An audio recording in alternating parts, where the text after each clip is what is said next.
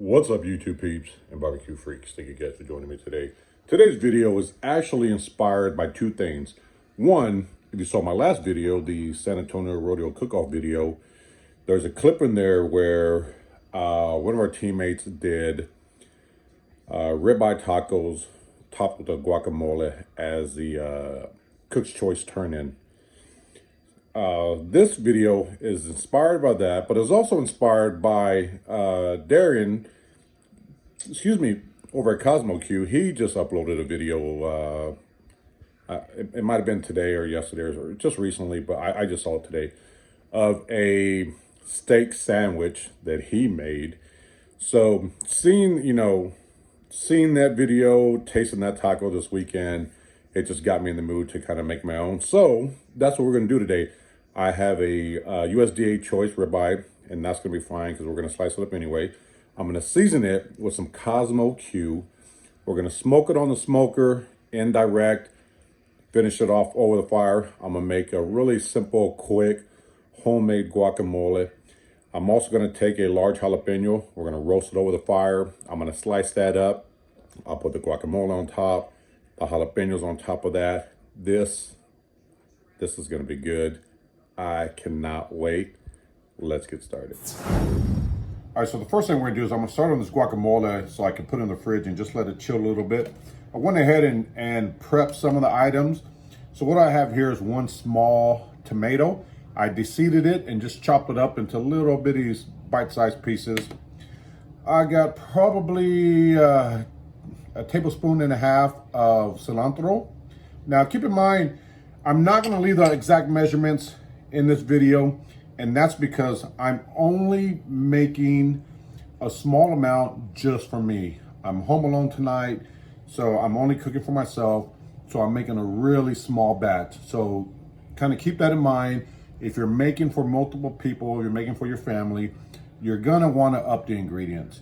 And I'll tell you, for like a normal batch of guacamole that will feed your family, I normally use 4 avocados, just so you know. I will use 2 small tomatoes that I deseed and dice up into, these little, see here, I hope you can make that out, these little small pieces, just kind of little bite-sized pieces. I'll use a couple of tablespoons of cilantro. I'll use 2 limes. I'm only using 1 today, and I may only use half. And I'm going with 2 avocados today, but again, I normally go with 4. And then this is a jalapeno. I thought about adding it to the guacamole, but I'm gonna roast it. We'll slice it up and add it on top. So if you like your spicy, I like to add serrano peppers, not jalapenos. If you don't like it spicy, this is all you need. A couple avocados, some tomatoes, cilantro, and I season it with coarse black pepper, kosher salt, and granulated garlic, and a little bit of onion powder. That's it. Now again, those measurements I am not going to leave in this video, just because again, I'm only making a really small amount, but those ingredients you would add just to taste. So what I'm gonna do, I got my avocados here. I am actually just going to, I like to cut mine into little squares before I take them out of here. Now this is something that my wife is like, why don't you just scoop the whole thing out and smash it up? Well, it's kind of like asking your grandma how come she does things a certain way. You don't ask her, you just you just do it the way that she tells you to do, right? So I always just cut them into these make these little squares. It's just how I do it. If you want to scoop the whole thing out and just dump it in your molcajete or whatever you're using. In fact, for those of you that don't know, that's what I have here. I have my molcajete that I'll be using to grind all of this up. Just taking this avocado and just making small little cubes. And then I'm going to put that aside. Just take a spoon and then I'm going to spoon it out. And you'll see, I hope you can make it out, but I have a bunch of small little chunks in here. Small little squares, similar to size of the tomatoes. Now we're gonna smash it up anyway.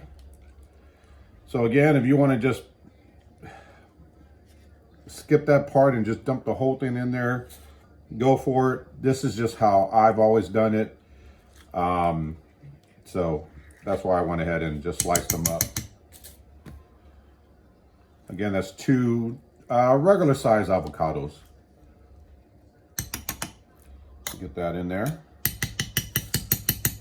And to that, I'm actually going to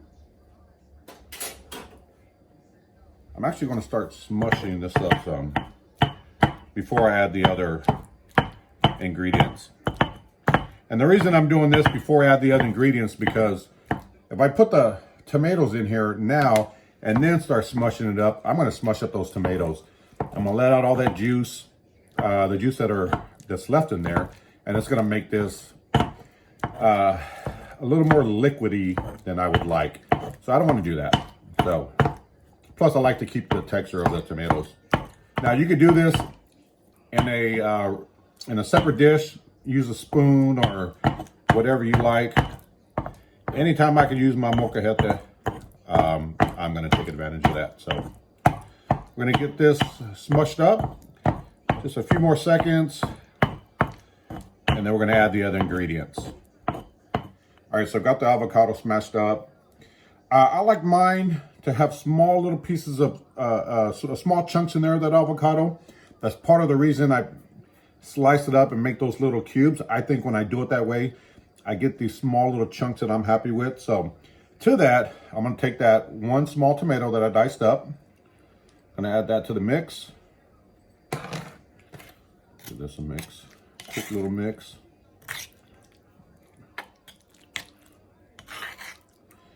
Then I'm going to add the cilantro that I diced up. Get that in there. Now, cilantro is one of those things that you either love it or you hate it. So if you do not like it, feel free to leave it out. I absolutely love it. I think it's one of the things that sets this guacamole apart. It's just really, really good in my opinion. I'm someone who loves it. Again, if you're someone who doesn't like it, just leave it out. Sometimes people will ask me, is there something you can substitute for it? Quite honestly, I'm going to say no, because of the flavor that it gives it. I just don't think you can replicate that with anything else. So I'm going to take this lime, squeeze this lime juice in here.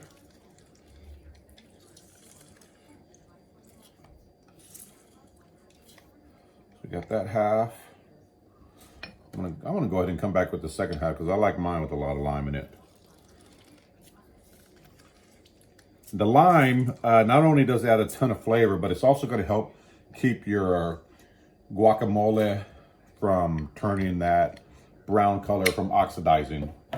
So I enjoy using it. Oh, it already smells really good. To this, I'm going to add I've got some onion powder here that I am going to add. And again, I'm just kind of eyeballing it. Now you can add fresh onion. My problem is I hate onion. I absolutely hate onion or onions unless they're fried or grilled. Now I will eat them in a salsa, raw, but I just do not like onion. So I use an onion powder so I get that flavor of the onion without actually having to bite into an onion, if that makes sense. To that, I'm gonna add a little bit of kosher salt. I'm just using Morton's kosher salt. Again, each one of these ingredients is gonna be to taste. So just kind of keep that in mind. Now, after I add in the other ingredients, I'm gonna give it a taste. So I feel like it needs a little more onion powder, garlic powder, or whatever. I'll go ahead and add that. So again, just to taste. I'm going to take some coarse black pepper. I'm going to add some of that in here. And I got these huge containers, so I'm not showing you what it is, but that's coarse black pepper. We're going to add some garlic powder, granulated garlic powder to that.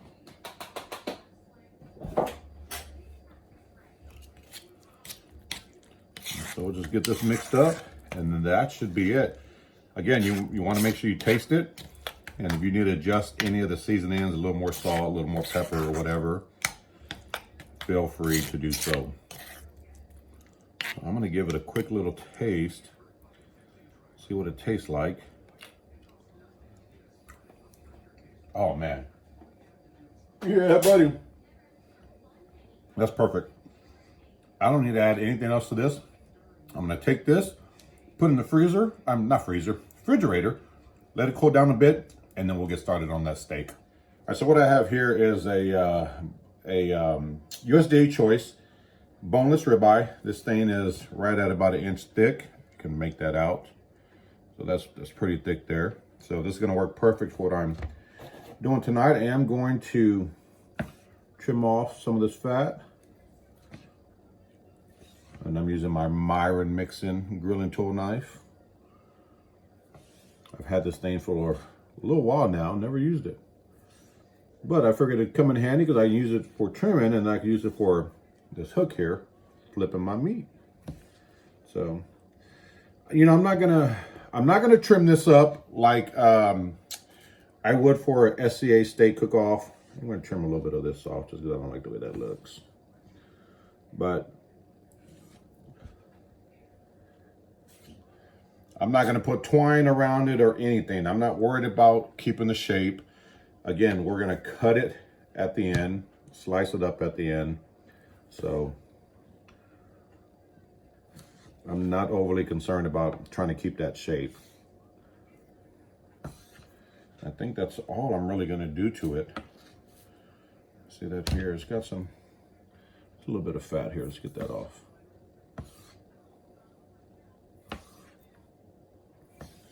So that is it. So here's my steak. No, it's not too bad. So the rubs I'm going to use are the Cosmo rubs. I'm actually going to use Cosmo Q's Dirty Bird Hot as my first layer. Then I'm going to come back with the Cosmo Q Texas Beef. In Cosmo's video, these are the 2 rubs that he used. Now, I have used these before and I really, really like them, so I think they're going to go great on steak. So what I've done, I just put them in a little shaker here. And we're going to get this bad boy seasoned up. You know what? I'm not going to use a binder. Debating whether or not I should use a binder. I'm not going to use a binder. We're going to give it a good liberal coating. Flip it over, do the other side. Some people, like Cosmo said, are going to say, all you need is salt and pepper. That's true. But these are damn good rubs. And they work great on steak, so I'm using them. I'll make sure you get the sides, because I want this thing to be covered in flavor. That's that. I'm going to come back with this Texas beef. We'll get the sides while we got it up.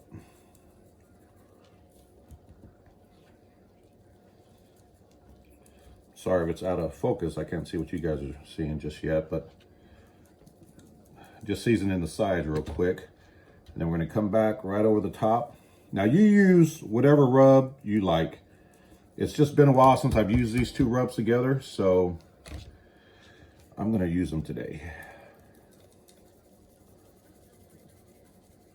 So that's it. We're going to let this steak sit here. I'm going to go get my Weber kettle fired up. I got some Royal Oak lump charcoal that I'm going to start in my chimney starter. We're going to use that for the cook. This should be good. So let me go get that fired up and I'll pick back up once we get the steak on. All right, you guys, as you can see, the steak has been sitting here for a bit as the Weber has been coming up to temp. You can tell that it's sweated in really nicely. This is why I didn't use a binder for this. Now you can use a binder. I use a binder often. I didn't today because I knew that the Texas beef rub from Cosmo Q has a lot of salt in it and that would draw out the moisture, as you can see here. So that's perfect.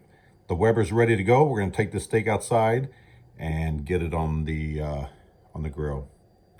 But it's sweated in nicely. Let's take it outside. All right, so I got the steak on. I did drop a small piece of pecan wood right there just for a little bit of smoke.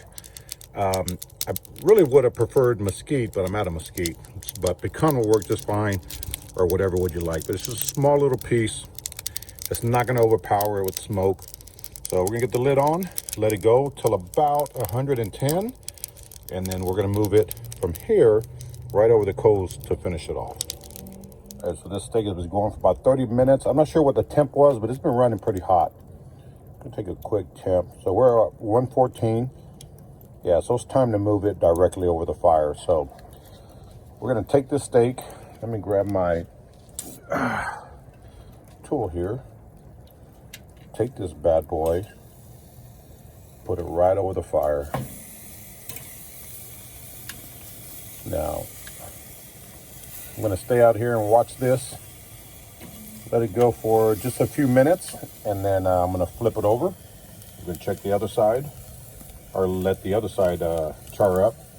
We're going to take it to about I'm going to take it to about 130. And then once it reaches that temp, we'll take it aside, we'll let it rest, and then we'll cut into it. All right, you guys, so I just pulled the steak off. This is that jalapeno. I just grilled it over the fire. So we're gonna take a quick temp of the steak. So we're about 140, a little higher. Okay, so that's a little more, 135. It's a little higher than I was wanting. I was wanting to go for about 130. Well, anywhere from 130, 135, so it's not too bad. So I think it's still gonna be good. So we're gonna let the steak rest. I'm gonna put a piece of foil over the top of this here. And we're gonna let it rest for probably about 20 minutes. And then I'm gonna slice it up and we're gonna make some tacos. All right, you guys, so this steak has been resting for about 20 minutes. I'm going to, let's see, here's the spinalis. You know, I'm just gonna start cutting this way into the steak. Let's see, is that the right way? Looks like it. I may have to turn this. It's a little tough to tell real quick. So the grains are, okay, it looks like it's right.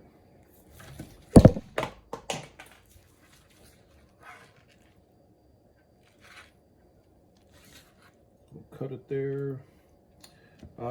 Let's turn it. No, okay, I can see let me get this little piece off. Get that out of the way. It looks like the fibers are actually running this way, so I'm just gonna cut it right up. Get a couple of pieces this way just to make sure. It's a little tough to tell with this bark on here. Yeah, I think this is the way to go. So we're gonna get this cut up. Now I will say that this steak is a little more done than I would like. You can see here, I mean, you still have quite a bit of, you know, pink in here, but I would like just a little more pink. This is probably a medium well. I like a medium rare. You get down in here, you see some pink in there, so it's still gonna be good. So we're gonna take this. I'm actually going to cut up this jalapeno real quick, and then we're gonna make, all right, so we're gonna take some of this ribeye steak, place it right in here. I've got some corn tortillas that I warmed up on the grill. Let's take some of the steak. Oh man, that actually looks really good. Look at that. I think it's gonna be all right. It's gonna be all right. Add one more piece there, and probably gonna add one more piece here. To that, I'm gonna take some of this guacamole that I made earlier, put it right on top. Put some on that one. We're gonna put some on this one.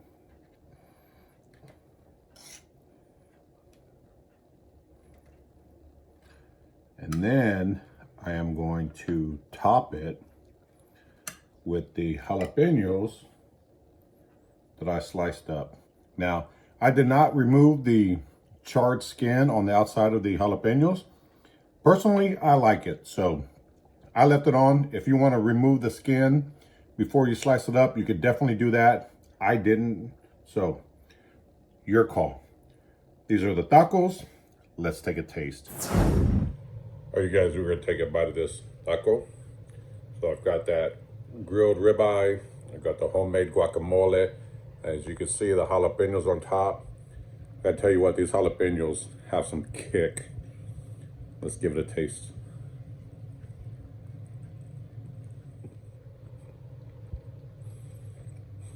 Wow. Holy cow. Now, while that ribeye was probably about 5 to 8 degrees more done than I would like, it was still really tender. The Cosmo cubes, or I'm sorry, the Cosmo Cube rubs were excellent. Good gosh. Those are some good rubs on steak, you guys.